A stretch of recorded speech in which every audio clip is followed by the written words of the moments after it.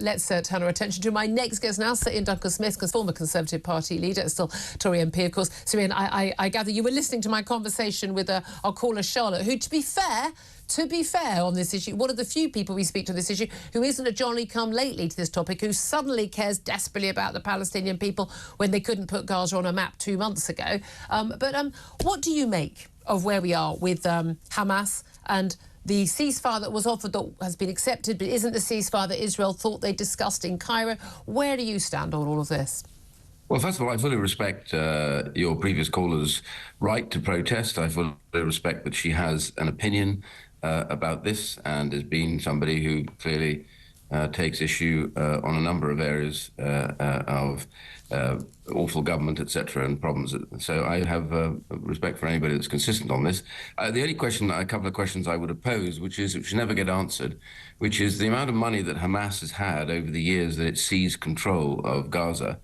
That money has gone into building weapons, tunnels, all sorts. Very little of it's gone into building health facilities, schools, new housing, better drainage.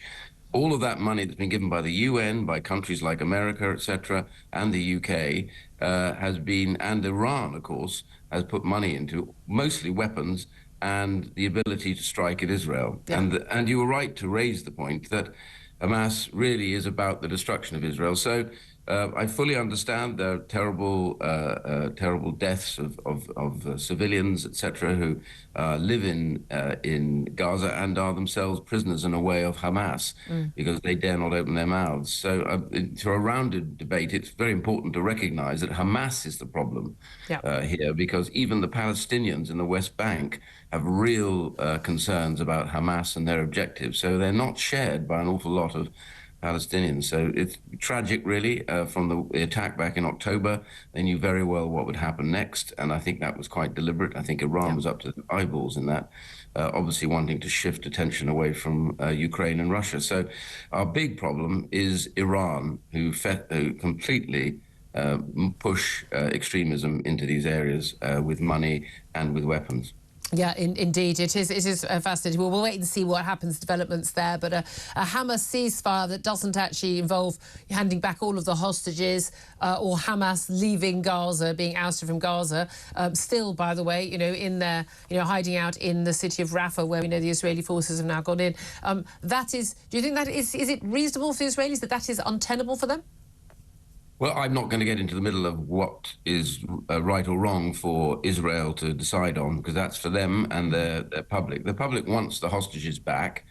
The quickest way, I think, obviously, to get a ceasefire, proper ceasefire, hopefully leading to a prolonged period of peace, would be that those hostages should be handed back full stop. Yep. Israel, I think, already made a statement that they would hand over a number of Palestinian prisoners at the same time. But I think those hostages have got to come back as the first starting point. But that's beyond that, it's really up to those who are negotiating, and I think it would be wrong of us to get. And indeed, as it would be for us if this had happened on our side. Let me also talk about something that did happen. We want peace, basically. We ultimately, all of us, want an end to the violence and a settlement that lasts. Indeed. Let's talk about something that has happened on our soil. This is suspected Chinese hacking of the Ministry of Defence, targeting military personnel, particularly a company that was handling payroll for 270,000 past, present and future, reservist personnel, the RAF in the Army and in the Navy. The MOD hasn't been explicit, haven't stated that it is China. We're expecting a statement from the Defence Secretary Grant Shapps to the Commons later today. You've had your own dealings with China, who basically make it impossible for you to travel to some countries. Certainly, you can't travel to China yourself. What do you make of this hacking? And was it the sort of thing you expected that China was already doing anyway? Yeah, no, I'm sanctioned amongst 7 parliamentarians by the Chinese government. A badge of honour, I say. Well, it's certainly awkward because my family is sanctioned as well, and they're quite focused on this. I won't release knowledge of how, but they do know where my family are. Yeah. The honest truth, I have a problem really with the UK government's position on this. I think the West is in a real mess over China because we're so dependent on China for production. For example, there are hardly any cars now manufactured in Europe. They're manufactured in China, and they're often assembled in Germany and places like that. So we've become very dependent, and now China's, dependent on China for batteries, for electric vehicles. They're now going to up their production of electric vehicles dramatically, swamp us with cheap electric vehicles, and so on, all those other things that they run. And so the real problem we've got is governments are reluctant to call China out when they clearly do something. Remember, it was 2 years ago that the Electoral Commission was hacked. The government knew it was done by China at that point, and also parliamentarians were hacked, and the government was very reluctant to tell us how many. We discover now, which they still haven't owned up to, that between 30 to 40 parliamentarians were hacked. And they claimed it was only a few, but we now know it was over 30 to 40 that were hacked.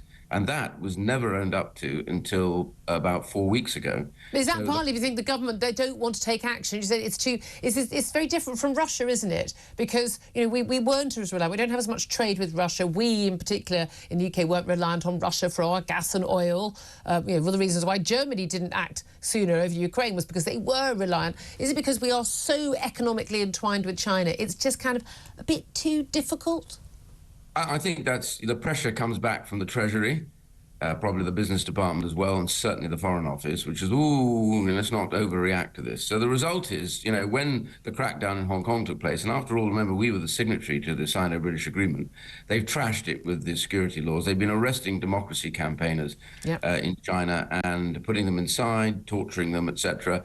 The British government hasn't sanctioned a single official in Hong Kong. America, who wasn't the signatory, has sanctioned, nearly, we think, over 40 people, but certainly 12 very, very senior people. And when it came to the Uyghur, which I was sanctioned for, because we hear this word genocide bandied around the place, but genocide is about the systematic eradication of an ethnic group. Systematic is critical, as it happened in the Second World War, as it happened in Cambodia, and it's happening in Xinjiang at the moment, and we've been protesting about that.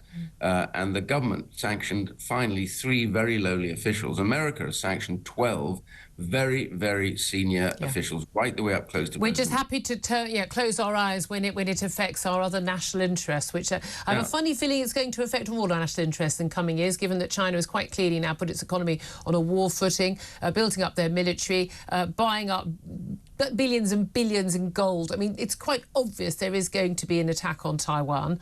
And what is the West going to do? Well, that's the very big question, because, of course, they claim Taiwan.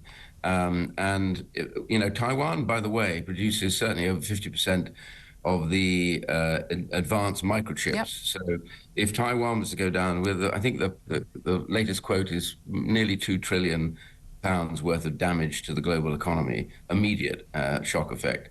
And the reality also is that China itself has become a very, very despotic regime, very intolerant of any change or dissident.